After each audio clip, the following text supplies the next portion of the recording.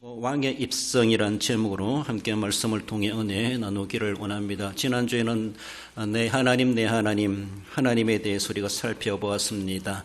정말로 아무것도 보이지 않는 하늘이 노랗다 여겨질 만큼 고통 중에 있다 할지라도 우리가 불러야 될 그 이름은 우리 하나님, 나의 하나님이시다라는 것입니다. 즐거울 때 찬송이 울려나온 그 시대에도 우리의 찬송 받으시기 합당하신 그 하나님, 우리는 그 이름, 그 성호를 불러야 될 내 하나님, 나의 하나님이심을 우리는 살펴보았습니다. 되는 것은 오직 우리가 어떠한 가운데 있다 할지라도 우리의 진정한 유일한 그리고 최대의 소망 되신 우리 하나님, 그래서 나의 하나님이요 라고 오직 우리 하나님께 소망을 두고 불러야 될 그 이름은 바로 우리의 하나님, 내 하나님이시다라는 것입니다. 이 땅에서 슬픔과 즐거움이 있고 그리고 또 일들이 시작되고 끝이 있다 할지라도 어떤 가운데서도 우리가 불러야 될 그 성호는 우리 하나님 이름밖에 없다. 주 예수 그리스도요 라고 우리는 또한 부를 수가 있습니다. 오늘은 이렇게 종려주를 우리가 맞이하며, 종려주일은 예수님께서 십자가를 앞두고 친히 예루살렘으로 낙이 타고 스가랴 선지자가 예언한 대로 그렇게 들어가시고 말씀을 성취하시며 친히 십자가를 향하여 나아가셨던 그날을 기념하며 종려주일, 그리고 한 주간에 시작되는 고난주간의 시작의 날로 우리가 지키게 됩니다.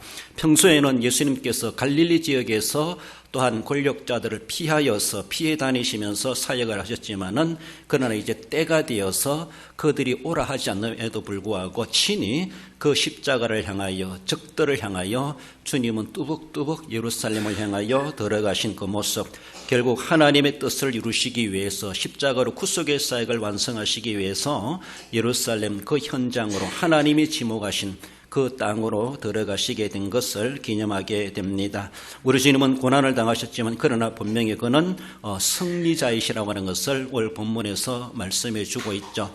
물론 이제 또 십자가를 지셔야 될 죽음이 앞두고 있습니다만은 앞당겨 예수님이 어떤 분이신가, 예수님의 실체에 대해서 보여주시면서 결코 죽음으로 망가질, 그렇게 끝날 우리 주님이 아니시다라고 하는 것을 그 고난의 시작점에 있어가지고 먼저 낙이 타고 예루살렘에 개선장군처럼 입성하시면서 많은 무리들의 환영을 받으시면서 우리 주님은 결국은 승리하러 예루살렘에 들어가신다라는 것을 하나의 행동적으로, 퍼포먼스, 그런 행동적으로 보여주고 계셨습니다. 왕이신 그리스도의 강림을 말씀하는데 우리가 원근통시법, 신학적인 용어로 그렇게 말합니다. 하나님의 말씀 성경을 다 그렇게만 봐서는 안 되겠지만은 원근통시법, 그리고 가까운 곳과 먼 곳을 한눈에 본다, 그런 말입니다. 우리가 저기 먼 산을 내다볼 때 가까운 산이 있고 그리고 그 뒤에는 먼 또 산이 있습니다.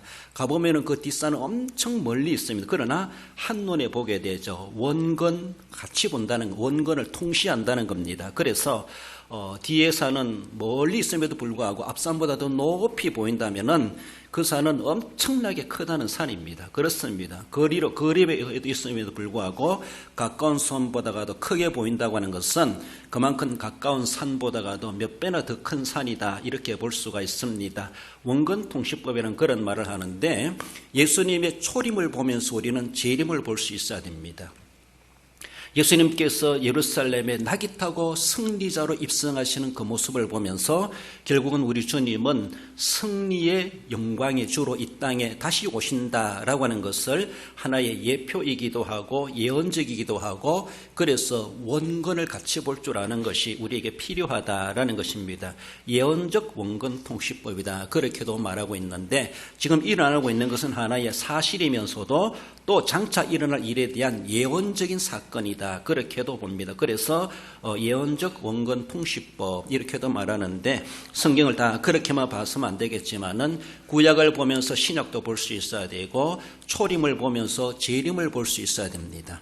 그러므로 오늘도 예수님이 이렇게 낙이 타고 입성하시는 그 모습, 그 영광스러운 그 모습, 평소답지 못한 사람들에게 환영받는 그런 모습이었습니다. 이것은 이때 예수님의 고난이 없다는 것이 아니라 고난을 극심하게 당하지만은 장차 재림의 주로 이 땅에 임하시는 그 아름다운 모습을, 영광스러운 모습을 이 땅에서 하실 수 있는 재연에 가시는 하나의 리허설과도 같은 그런 모습으로 보여주셨다. 이렇게 봐도 과언이 아니라고 볼 수가 있습니다.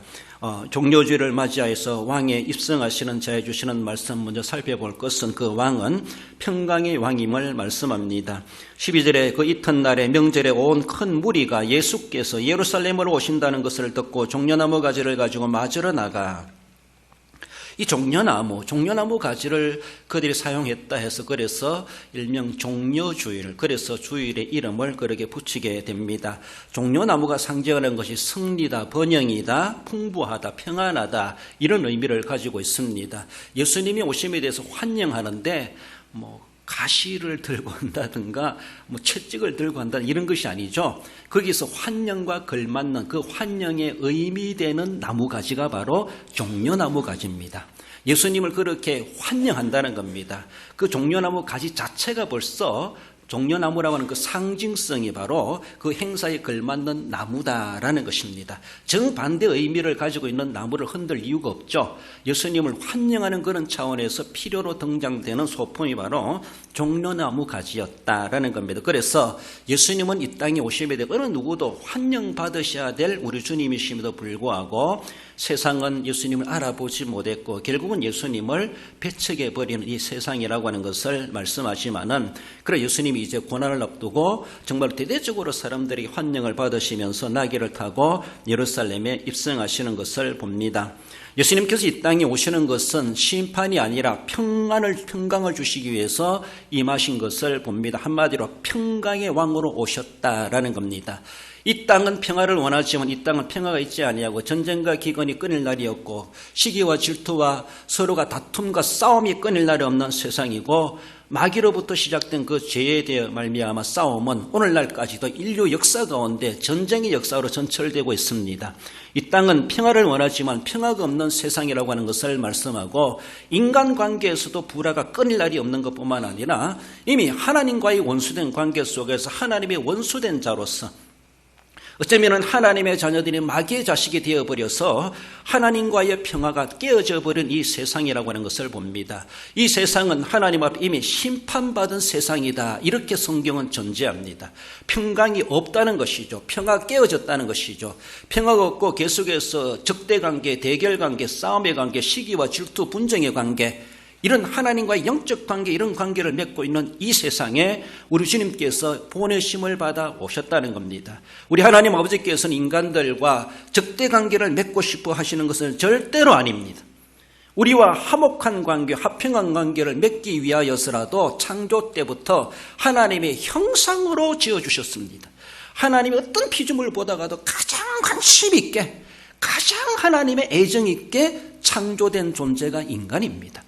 그럼에도 불구하고 하나님을 1순위로 배신한 자가 바로 인간입니다. 하나님이 얼마나 슬프시겠습니까? 얼마나 마음이 아프시겠습니까? 이런 하나님이 이미 심판에 놓여진 이 세상의 모든 인생들을 향하여 그 심판으로 멸망받을 우리들 이미 멸망받았다고도 말할 수가 있습니다. 이 가운데 평화가 깨어진 이 관계 속에 하나님은 다시 그 평화를 복구하시기 위하여서 독생성자 예수님을 평강의 왕으로 보내셨습니다. 단순한 평강의 사절단이 아니라는 것이죠. 평강의 사자가 아니라는 것이죠. 당신 스스로 직접 현장에 찾아오셔가지고 대신 보낸 대신이 아닙니다. 사자로 보내오신 것이 아닙니다. 직접 하나님께서 인간의 몸을 입고 이 땅에 나와 화목하자, 나와 평강의 관계를 맺자, 나와 평화하자. 우리 하나님께서는 그렇게 직접 찾아오신 것이 예수 그리스도 그 이름으로 오셨다라는 겁니다. 평강의 왕이 실제로 임하셨지만은 사람들은 여전히 하나님과 평강을 원한다기보다 계속 적대관계를 원하는지 몰라도 예수님을 알아보지 못했고 예수님을 배척하는 이 세상이었다고 하는 것을 봅니다. 세상은 아무리 그러하다 할지라도 우리 하나님께서 우리 계속해서 평강의 왕으로 우리에게 찾아오시고 접근해 오시고 우리의 마음 문을 두드리십니다. 그러나 반면에 마귀는 계속해서 하나님과 평강 맺으면 인간들이 자기에게 다 빼앗기는 것이기 때문에 우리들을 계속 유혹하고 꼬드기고 하나님과 화목하지 못하도록 온갖 작당을 벌이고 있는 마귀가 있습니다. 그거 좋아라고 계속 쫓아가는 어리석은 인간들이 얼마나 많은지 몰라요. 그럼 우리 하나님께서는 계속해서 우리에게 두드리시며 나와 불화했던 관계를 이제 화목하게 하자. 나와 은수된 관계가 이제는 친구 관계가 되고 자녀 관계를 맺자라고 하시면서 우리 하나님께서 우리에게 평강의 왕으로 예수 그리스도를 보내셨다라는 겁니다. 모든 사람들이 죄를 범하여서 하나님 영광에 이르지 못할 그런 적대 관계에 놓여져 있고 하나님과 원수된 관계, 진노의 자식들이다 이렇게 표현할 만큼 우리의 모습입니다. 하지만 우리 하나님께서 우리와 화목하시기 위해서 평강의 왕으로 예수님을 이 땅에 보내셨습니다. 누가복음 2장 주님이 탄생하셨을 때도 천사들의 노래가 그렇게 말하죠. 14절에 지극히 높은 곳에서는 하나님께 영광이요 땅에서는 하나님이 기뻐하신 사람들 중에 평화로다 하니라. 무슨 말입니까? 그 오심을 환영하고 기뻐하고 영접하여 믿어 받아들이는 그 사람들에게는 예수 그리스도로 말미암아 그가 가지고 오신 그 평화를 얻게 될 것이다. 하나님과의 화목한 관계를 맺게 될 것이다. 그것을 위하여서 그 평강의 왕으로 우리 하나님께서 예수 그리스도를 이 땅에 인간의 몸을 입고 보내셨다라는 겁니다.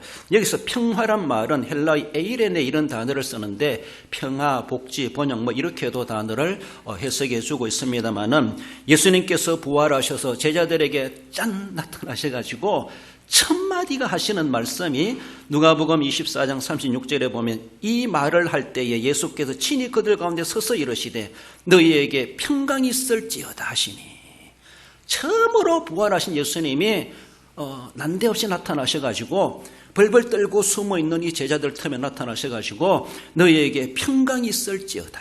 물론 그들은 지금 심히 두려워하고 불안해하고 있었습니다. 그렇지만 인간적인 그런 불안뿐만 아니라 이미 너희들은 예수 그리스도의 십자가와 부활로 말미암아 하나님이 우리에게 평강을 주셨다. 그 평강을 얻으라. 예수님의 십자가를 믿고 부활을 믿는 사람들에게는 하늘이 주시는 평강을 얻게 될 것을 우리에게 말씀하십니다. 그래서 육신적이든 영적이든 그렇게 벌벌 떨고 있는 그 제자들에게 너희에게 평강이 있을지어다. 부활하신 예수님이 첫 마디가 바로 제자들에게 주시는 위로의 말씀, 권면의 말씀이 바로 평강이라고 하는 것을 말씀합니다. 이후에 사도들도 편지를 쓰면서 글을 보내면서 그들의 아주 단골 메뉴의 그 멘트가 바로 은혜와 평강이란 말이죠. 대표적으로 로마서 1장 7절에 보면은 하나님 우리 아버지와 주 예수 그리스도로부터 은혜와 평강이 있기를 원하노라. 편지를 시작하면서 편지를 마감하면서도 이 말을 사도 바울 아주 종종 사용하시는 것을 볼 수가 있어요. 하나님의 평강이 있기를 원하노라. 그렇습니다. 이 세상은 평강이 없는 평화를 잃어버린 세상입니다. 그러나 이 세상에 평화를 주시기 위해서 평강이 있도록 하기 위해서 우리의 마음을 평안하게 하시기 위해서 우리 예수님께서 이 땅에 오셨고 그 평강의 왕으로 지금 예루살렘에 입성하셨다. 그 예루살렘은 딴 곳이 아니라 내 마음입니다. 내 인격입니다. 내 인생입니다. 내 마음속에 주님이 지금도 평강의 왕으로 오심에 대해서 우리도 호산나 다윗의 자손이여 어서 오시옵소서. 내가 주님을 환영합니다. 우리 마음속에 우리 주님을 모셔드리는 그 심령에게 땅에서 기뻐하심을 입은 사람들 중에 평화로다고 말씀하시는 것처럼 그를 평강의 왕으로 믿음으로 모셔드리는 그 사람에게 하나님이 주시는 진정한 평강이 임하게 된다는 것을 말씀하고 세상이 주는 평화와 다르다는 것을 우리는 분명히 알아야 할 것입니다.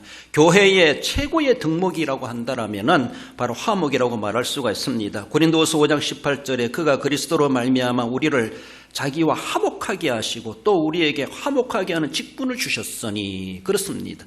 로마서 3장 23절에서는 그리스도를 예수님의 그의 피로 말미암아 화목의 제물로 세우셨다 그렇게 말씀하십니다.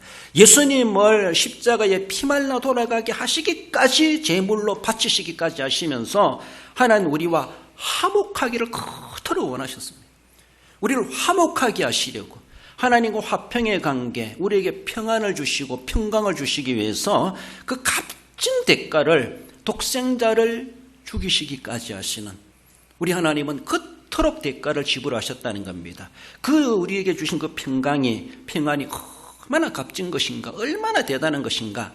그것은 값으로 돈으로 계산할 수 없는 엄청난 하나님의 사랑이다라고 그렇게 말할 수밖에 없습니다. 그렇습니다. 예루살렘에 입성하시는 그 예수님은 바로 우리에게 평강을 주시기 위한 평강의 왕으로서 평강의 주체자로서 이 땅에 임하실 뿐만 아니라 또한 우리 마음속에 지금도 뚜벅뚜벅 평강을 가지고 들어오시는 그 주님을 우리는 기꺼이 환영하며 모셔드릴 수 있어야 할 것입니다. 나가서 입성하신 예수님의 그 모습은 구원의 왕이심을 말씀하십니다. 13절에 외치되 호산나 찬송하려다 주의 이름으로 오시는 이곳 이스라엘의 왕이시여 하더라. 호산나란 말은 오 구원하소서 이런 말입니다. 우리가 비온나니 우리를 구원하소서, 한마디로 구원해 주세요. 예수님을 향하여서 구원의 주, 구원의 왕, 그렇습니다.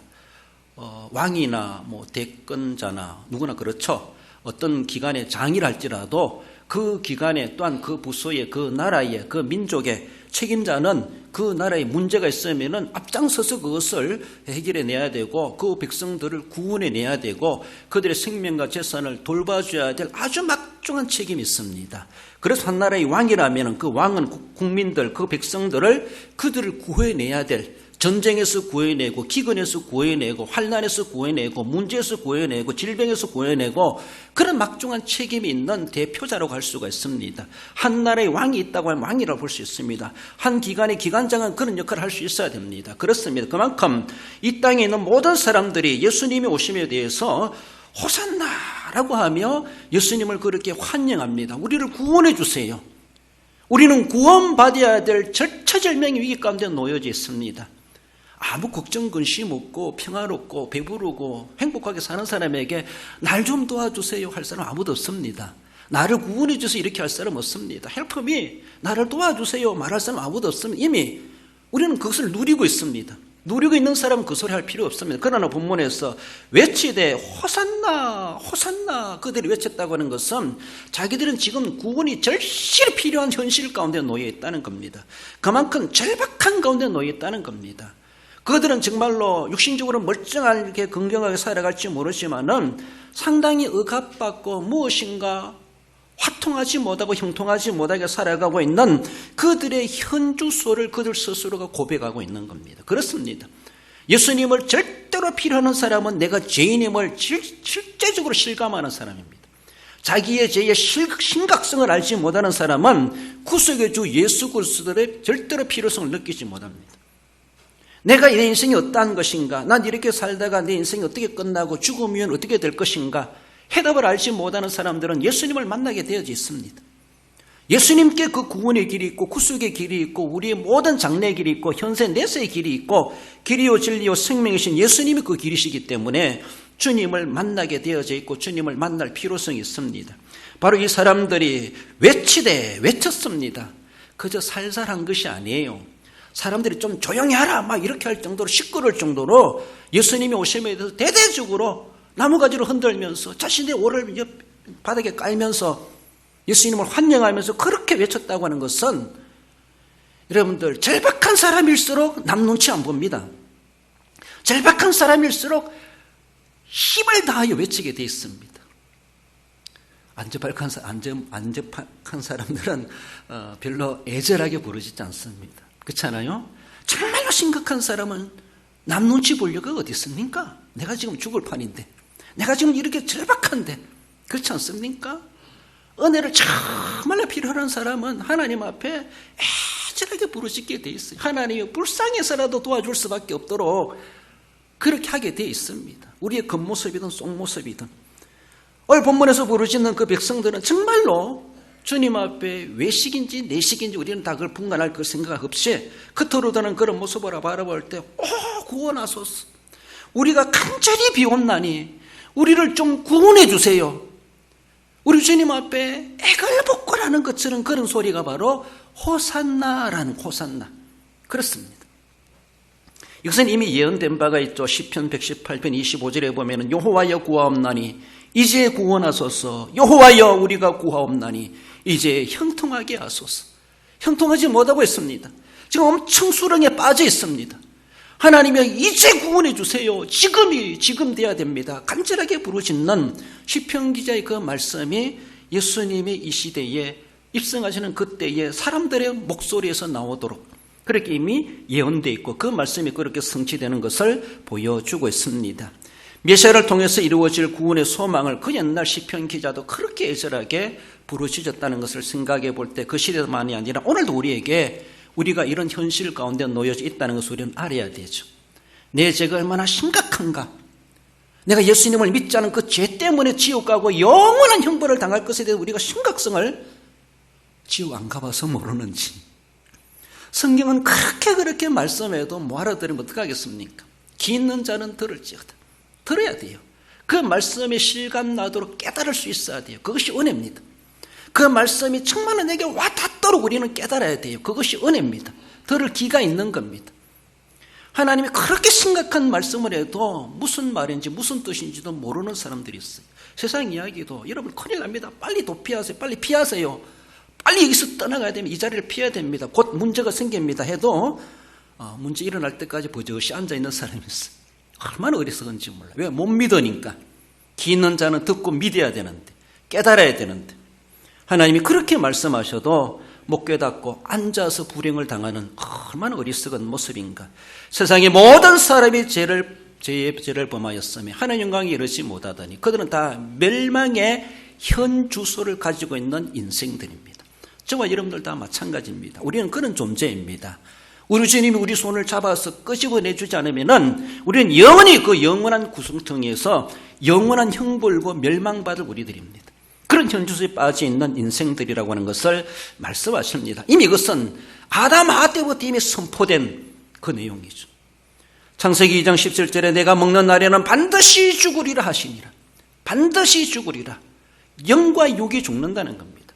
영광의 육이 죽어서 완전히 소멸된다는 것이 아니라 영원한 죽음의 고통을 당한다는 거예요. 영원한 죽음의 고통을.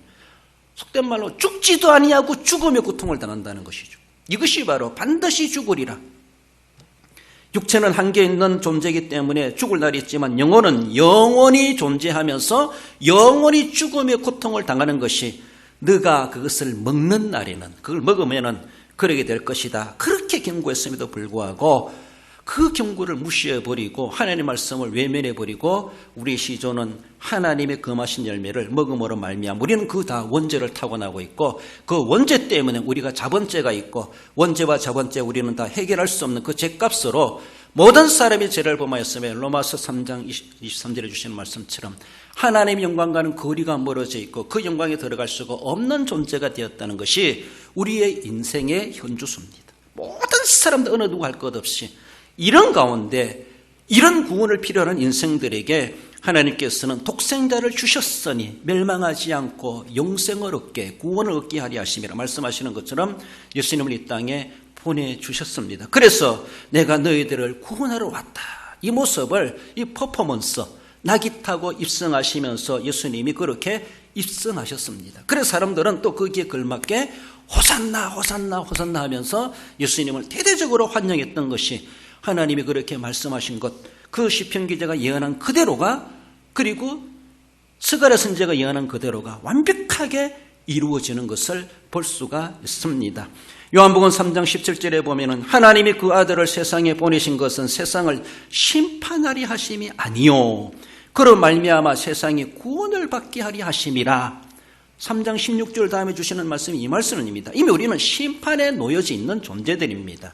가만히 놔두면은 하나님의 심판받아 멸망, 형벌 당할 수밖에 없는 것이 이미 언도된 사실입니다. 그렇습니다. 그런 우리들을 거기에서 구원해 주시려고 독생자를 주셨으니 그로 말미암아 세상에 구원을 받게 하려 하심이라. 다 구원 받아야 될 필요성이 있는 절체절명의 가운데 있는 우리들을 위해서 우리 예수님께서는 내가 이곳에 너희들을 구원하러 왔다. 정말로 평강의 왕만이 아니라 구원의 왕으로 왔다라고 하며 예루살렘으로 죽음을 향하여 낙이 타고 자진해서 들어오시는 우리 주님, 그분은 진정한 우리 유일한 구세주이시고 다른 이름을 주신 일이 없고 우리를 지옥에서 우리의 멸망에서 하나님의 진노에서 그 어느 누구도 심판해서 해방케 해줄 자가 없지만은 오직 하나님이 지목하신 예수 그리스도 그분만이 모든 인류의 구세주가 되시고 그분만이 우리의 길이요 진리요 생명이요 부활이요 영생이 되신다는 것을 분명하게 말씀해 주시고 그것을 보여주시기 위해서 그것이 사실이라고 하는 것을 알려주시기 위해서 낙이 타고 호산나 소리를 들으시면서 입성하신 주님의 모습을 보여주고 이제 십자가로 그것을 완벽하게 완성하실 것을 앞두고 있음을 보여줍니다. 나가서 마지막 왕의 입성은 승리의 왕이심을 우리에게 말씀하십니다. 15절에 보면은 14절 15절 예수는 한 어린 나귀를 보고 타시니 이는 기록된 바 시온에 따라 두려워하지 말라 보라 너의 왕이 나귀 새끼를 타고 오신다 함과 같더라. 스가랴서 9장 9절 말씀을 그렇게 인용하여서 예언이 성취되었다라는 것을 말씀하십니다. 입성하시는 예수님을 맞이하는 무리는 나귀 등에다가 자기들의 겉옷을 펴가지고 예수님이 앉으시도록 어쩌면은 말 한 장 대신 그런 것 아는 것처럼 자기들의 겉옷을 아낌없이 그렇게 내어드렸습니다. 나귀 등에다 깔고 뿐만 아니라 자기들의 옷을 벗어가지고 나귀가 지나가는 예수님이 지나가시는 그 길에다가 옷을 깔았습니다. 여러분들 어떤 대단한 사람이 오면 여러분들 옷을 벗어가지고 발이 젖습니다. 발이 더러워집니다. 내 옷을 밟고 가세요. 옷 벗어 깔아줄 사람이 있습니까? 여러분들 집에 아무리 귀한 손님이 오셔도 대문간에다가 옷을 깔아가지고 이거 밟고 오세요. 해준 적 있어요?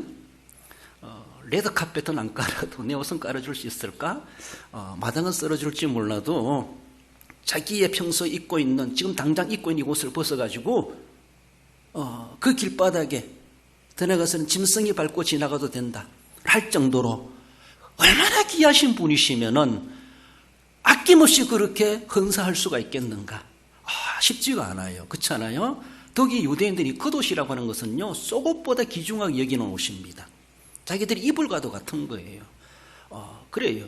그래서 속옷을 달라 하면 겉옷까지 주거라 이렇게 하지 말하잖아요. 속옷은 줄 수 있어도 겉옷은 안 줍니다. 유대인들 그만큼 귀하게 여기는 것이 그들이 갖고 있는 옷이에요. 그런데 그 옷을 벗어가지고 예수님이 가시는 그 발길에 절여 밟고 가시옵소서. 얼마나 예수님에 대해서 어떻게 생각했으면 그렇게 그들의 행동을 할 수가 있었겠는가라는 겁니다.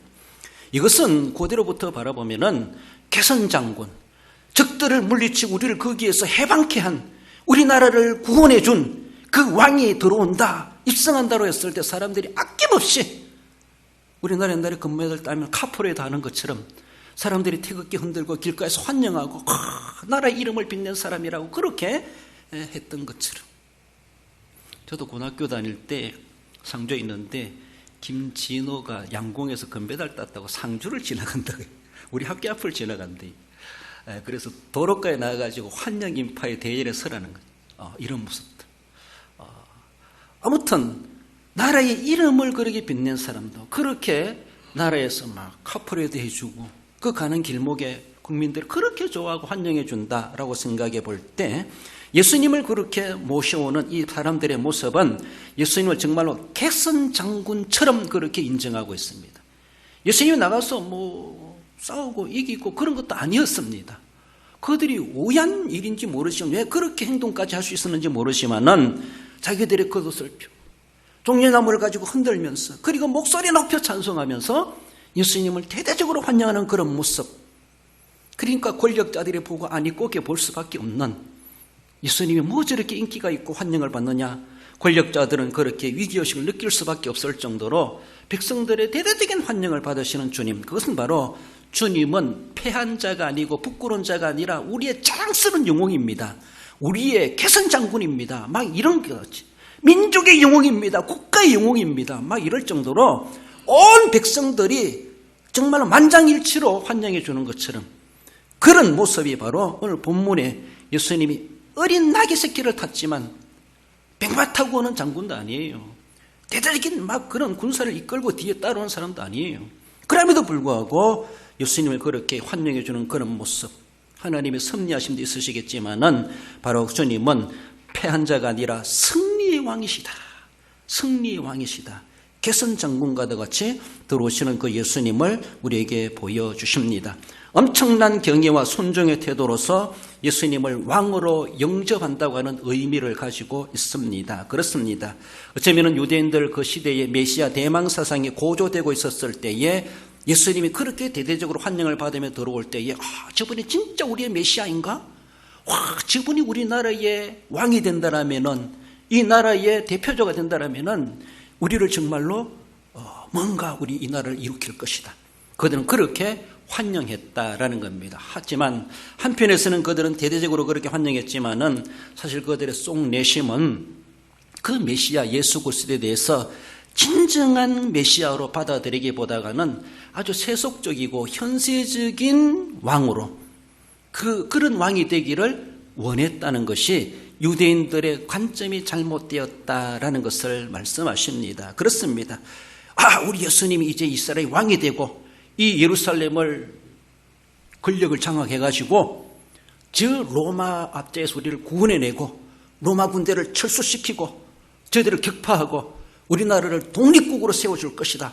막 정치적인 왕으로, 그 당시는 로마의 식민지, 로마의 지배를 받고 있던 이스라엘이었기 때문에 그들은 그것이 하나의 한스로 했을 겁니다. 우리 옛날에 일제강점기 시대에 일본을 누가 무찌르냈냐 이렇게 말하는 것처럼 정말로 승리하는 독립군 장군과도 같이 예수님을 그렇게 백성들은 환영했다는 것이죠.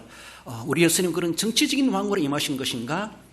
많은 사람들이 자꾸만이 우리의 신앙과 종교를 가지고 그렇게 꿈을 꾸는 사람들이 없잖아 있습니다. 여러분들, 사실 이 세상에 남을 지배하고 억압하고 계급주의적으로 그렇게 또 악한 자들이 악행을 가지고 다스리는 그런 일들이 없어야 되겠지만은, 그런 이 세상에는 마귀가 없을 수가 없는 것처럼, 주님 오시는 그날까지 한시적으로 유효하게 내버려 두시는 것처럼 마귀의 쫄따구 같은 일들을 행하는 그런 악한 자들은 이 세상에 끊일 날이 없습니다. 그것은 완전히 없어질 수가 없어요. 하나님이 줄여줄 수는 있겠죠. 완전히 뿌리 뽑는 날은 정말로 종말의 그날에 완전히 하나님은 심판의 척결해 내십니다. 그렇습니다. 그 날이 있습니다.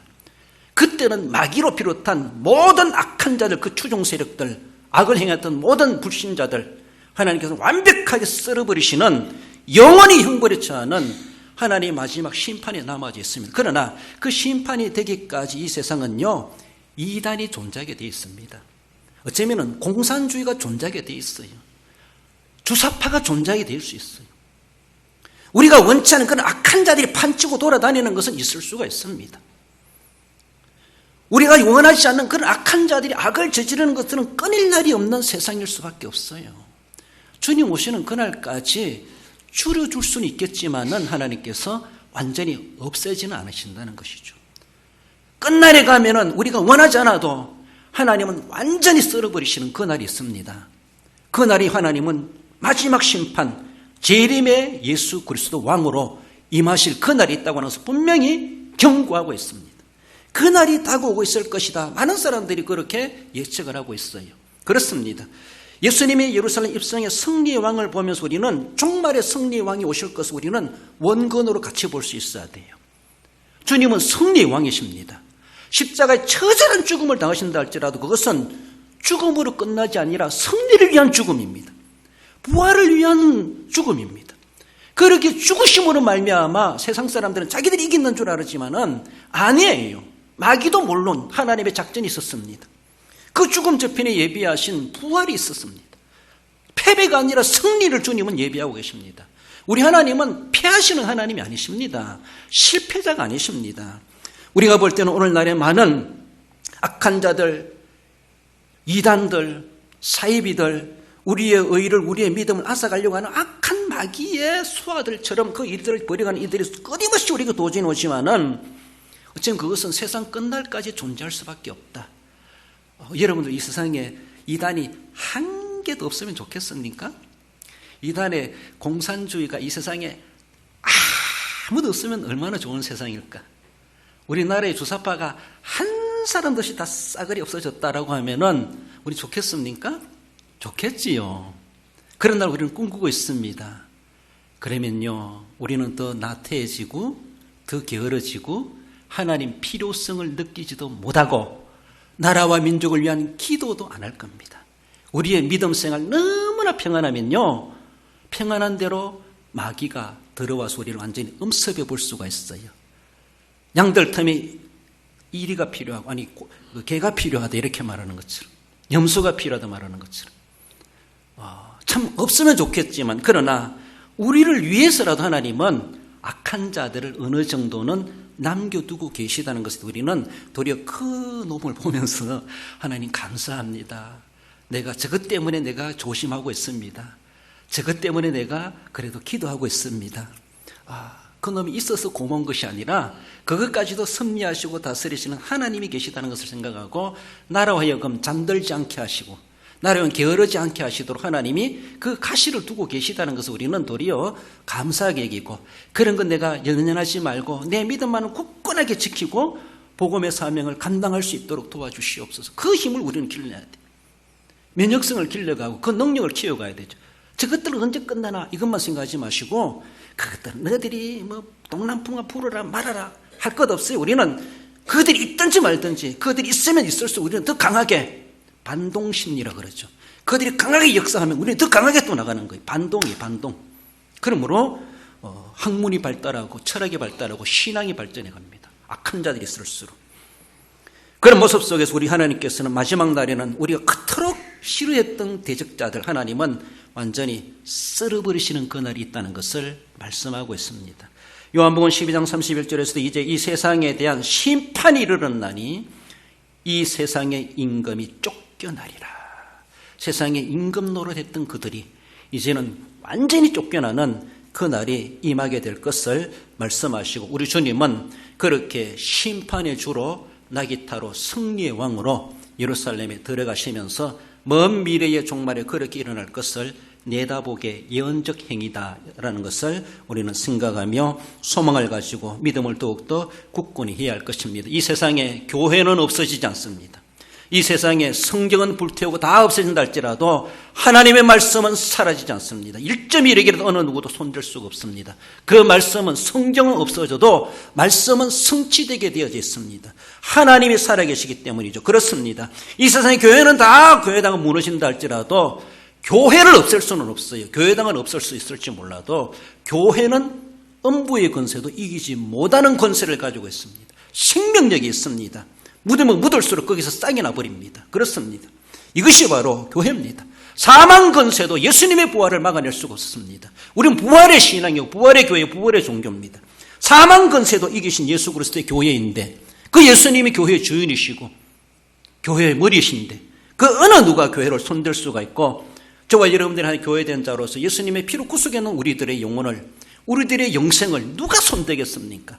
음부의 권세도 이기지 못하도록 우리를 완벽하게 안전하게 구원해 놓으신 우리 하나님, 그 구원적인 모습에서도 완벽한 승리의 주님이시라고 하는 것을 입성을 통해서 우리에게 보여주십니다.